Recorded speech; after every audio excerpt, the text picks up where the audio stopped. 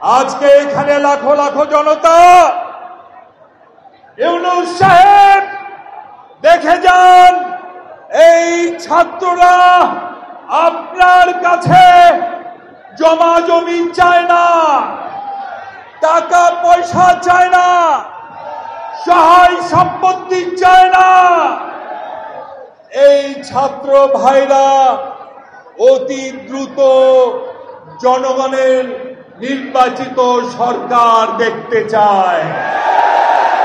এই ছাত্র ছাত্রী ভাই এবং বোনেরা চায় যে শহীদ পরিবারগুলো রয়েছে তাদেরকে মূল্যায়ন ঠিক করা হচ্ছে না, রাষ্ট্র তাদের দায়িত্ব গ্রহণ করুক। এই ছাত্র ছাত্রীরা চায় যারা আমাদের ভাইদের হত্যা করেছে, যারা আমাদের বোনদের হত্যা করেছে, যারা আমাদের গুম করেছে, তাদের বিচার বাংলাদেশের মাটিতে হতে হবে। শেখ হাসিনা বহু মানুষকে হত্যা করেছেন 16-17 বছর। শেষ 15 দিনে 1,500 ছাত্র ছাত্রীকে হত্যা করেছেন, রাইফেলের গুলি দিয়ে হত্যা করেছেন, হেলিকপ্টার দিয়ে গুলি করে ছোট ছোট বাচ্চাদের হত্যা করেছেন। এই কুখ্যাত খুনিকে পৃথিবীর কোন দেশ আশ্রয় দিতে চায় নাই। এই খুনিকে আশ্রয় দিয়েছে পাশের দেশ, যারা নাকি নিজেদের আমাদের বন্ধু বলে দাবি করে।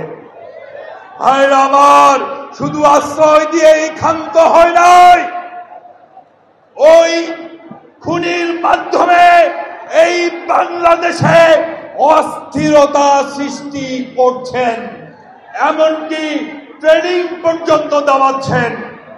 আমি ইউনূস সাহেবকে বলতে চাই, ইউনূস সাহেব 7 থেকে আর কয় মাস ক্ষমতায় আছেন, অল্প কয় মাস ক্ষমতায় আছেন, সিনা টান করে ক্ষমতায় থাকুন, কাপুরুষের মতো ক্ষমতায় থাকবেন না।